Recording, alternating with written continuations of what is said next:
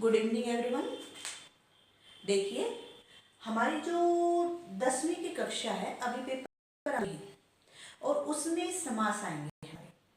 वैसे पहले जो समास आते थे काफ़ी इजी आते थे, केवल ऑप्शन दिए जाते थे 4 और 4 ऑप्शन में से चूज करना, टिक लगाना बिल्कुल आसान कार्य था। इसलिए बच्चे लगभग 40 में से 40 नंबर। अब क्या है, अब हमें कोई भी जैसे शब्द दे दिया है समास का, अब हमसे क्या पूछ लिया जाता है, समास का विधि या इस समास की परिभाषा बताइए, ठीक है, या ये कौन सा समास है इसका नाम बताइए। तो ये चीज काफी मुश्किल है वैसे अब की बार, क्योंकि बच्चे क्या करते हैं, लिखने में गलती कर देते हैं। हालांकि वह समास पहचान जाते हैं, जैसे दिन रात, बच्चे समझ जाते हैं कि दिन और रात द्वंद्व समास है, लेकिन अब वो लिखते तो द्वंद्व लिखने में गलती कर देते हैं।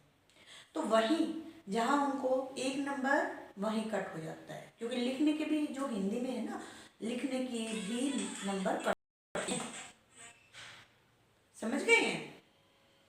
अब आगे देखिए आप, समास कुछ भी पूछ लिया जा सकता है। अब आपसे ये नहीं कि क्या पूछा जाएगा, क्योंकि पहले ऑब्जेक्टिव टाइप पूछ सकते हैं। देखिए समास ये बताती हूँ। अर्थ सबसे पहले देखिए, ये भी पूछा जा सकता है समास का अर्थ क्या होता है ना। आधा सा शब्द लिखना है, संक्षिप्तीकरण। अगर जो आपने इसको अच्छे प्रकार से लिखना सीख लिया तो आपका 1 नंबर आ गया। समझ गए? अभी संक्षिप्तीकरण, या फिर आप जरूरी नहीं, मान लो ये नहीं लिखना है ना, तो हिंदी में हम अपनी मर्जी से लिख सकते हैं, उसका अर्थ सही होना चाहिए बस। संक्षिप्तीकरण नहीं लिखना है, आप छोटा करके लिखना, ये भी लिख सकते हो। समझ गए? वैसे सही आप लिखने की प्रैक्टिस करो, यही ये नहीं लिख सकते तो ये भी आपका सही होगा, कोई गलत नहीं है। अब देखिए समास के भेद, देखिए समास के कितने भेद हैं। आप समास के भेद पढ़ते हैं 6, लेकिन मैं कुछ अलग बताऊंगी। समास के वैसे हमारे मुख्य रूप से 4 भेद होते हैं, ठीक है। उसके बाद 2 जो है हमारे तत्पुरुष के भेद होते हैं। इस प्रकार से हमारे टोटल समास के 6 भेद हो गए। तो जो 4 भेद है हमारे, वे कौन कौन से हैं? अव्ययीभाव समास, तत्पुरुष समास, फिर तत्पुरुष के 2 भेद जो हैं वो कौन सा है, कर्मधारय और द्विगु समास, ठीक है। अब ये 3 हो गए आपके। इसके बाद आपका है द्वंद्व समास, फिर है आपका बहुव्रीहि समास, ठीक है। ये आपके समास हो जाते हैं। तो इस प्रकार से देखो, पहला समास जैसे अव्ययीभाव। अब बच्चे है ना, अव्ययीभाव समास पहचानने में काफी गलतियां करते हैं, तो मैं छोटे छोटे रूल बताती हूँ जिनसे आप पहचान जाओगे। देखो सबसे पहले देखना, क्योंकि डेफिनेशन भी पूछी जाती है, मैंने अभी आपको बताया, ये पूछा जा सकता है पहला पद कौन से समास में प्रधान होता है, ठीक है। तो पहला पद आपका अव्ययीभाव समास में प्रधान होता है। दूसरा, इसका पहला पद अव्यय होता है, ठीक है। तीसरा, इसका विग्रह करते हैं, मतलब जो सबसे पहले आता है तो उपसर्ग आता है, ठीक है। जितने भी आपने उपसर्ग याद किए हैं वे आते हैं। फिर इसमें पुनरुक्ति प्रकाश। पुनरुक्ति क्या होती है, एक के बाद देखो जिसमें बीच में डैश लगता है, एक चीज बार बार आए जो, ठीक, जैसे दिनोदिन, पुनरुक्ति यानी एक चीज 2 बार आएगी, समझ गए। तो इसमें वो भी आते हैं पुनरुक्ति प्रकाश में। अब इसमें द्विरुक्ति भी आती है। द्विरुक्ति, पुनरुक्ति तो 2 अलग अलग के बीच हो गई है, द्विरुक्ति 2 के बीच, ठीक, जैसे दिनों दिन, रातों रात, है ना। तो इस प्रकार से भी आते हैं इसमें। अब आगे देखिए आप, तो ये चीज आपके अभिभाव की पहचान में बात। सबसे पहले चलो और भी कुछ आपको याद नहीं रहना, तो आप ये ध्यान रखना कि अव्ययीभाव समास का जहां आपको उपसर्ग दिखाई देता है वहीं आपका कौन सा समास हो जाता है, अव्ययीभाव समास हो जाता है। ये चीज जरूर ध्यान रखना। तो उपसर्ग तो आपको पता ही है ना। आप मूल शब्द यानी कोई छोटा सा शब्दांश जिसके आपको आगे दिखाई दे जाए और पीछे पूरा का पूरा मूल शब्द। अब मूल शब्द कौन से होते हैं, जिसका कोई ना कोई अर्थ निकले, ठीक है। तो पीछे पूरा का पूरा मूल शब्द दिखाई दे और आगे कोई छोटा सा अंश दिखाई दे, वह आपका होगा अव्ययभाव समास। अब देखना इसमें, देखो अव्ययभाव की क्या पहचान बताई। सबसे पहले पहला पद प्रधान होता है। आपसे ये भी पूछा जा सकता है अव्ययभाव समास में कौन सा पद प्रधान होता है, या ये भी पूछा जा सकता है कि पहला पद कौन से समास में प्रधान होता है ना। तो पहला पद अवयव होता है। अवयव अविकारी शब्द ही होते हैं, जो अभी अभी मैंने उपसर्ग बताए हैं वो भी अवयव ही होते हैं, समझे।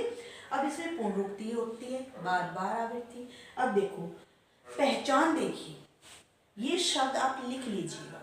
देखो जहां प्रथम सबसे पहले आपको आ, बे, प्रति, यथा, निर, निस, ना और नि ये आपको दिखाई दे जाए, वहां आपका कौन सा समास होता है, वहां आपका अव्ययी भाव समास होता है, समझ गए।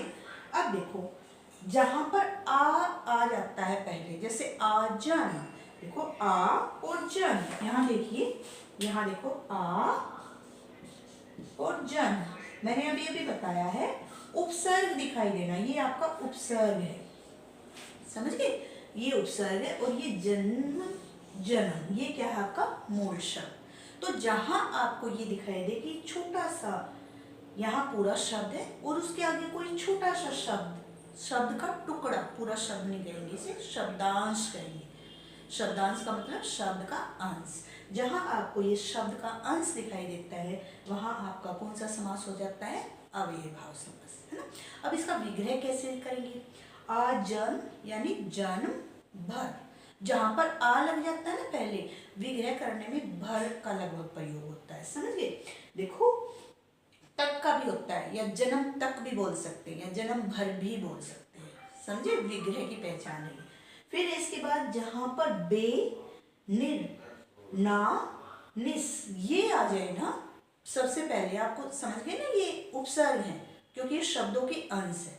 जहां पर ये आ जाए उसमें आप विग्रह करते हुए क्या लिखोगे, रहित और बिना लिखोगे, समझ गए। वहां पर आपने रहित और बिना का प्रयोग करना है। अब आपका देखो जहां पर यथा आ जाए, जैसे यथामति, है ना, और रहित और बिना के लिए हो जाएगा, जैसे कि आपका अभी रहित और बिना के शब्द हैं, मैं बताती हूँ आपको, जैसे निर्विवाद, है ना, निर आ गया ना, इसमें निर है, निर्विवाद, तो ये क्या हो गया, बिना विवाद के, है ना। निराकार यानी बिना आकार के, समझे। तो इस प्रकार से रहित, या आप ये भी कर सकते हो आकार रहित, विकार रहित, ये भी लिख सकते हो, यानी जहां पर ये आ जाए ना, आपने रहित एवं बिना का प्रयोग कर देना है, समझ गए। अब आपका यथा जहां पर आ जाए, वहां यथा का मतलब के अनुसार करना है आपने, जैसे, और या जैसा भी लिख सकते हो, जैसे यथामति, मति के अनुसार, आप ये भी कर सकते हो जैसे मति, ठीक है, यथामति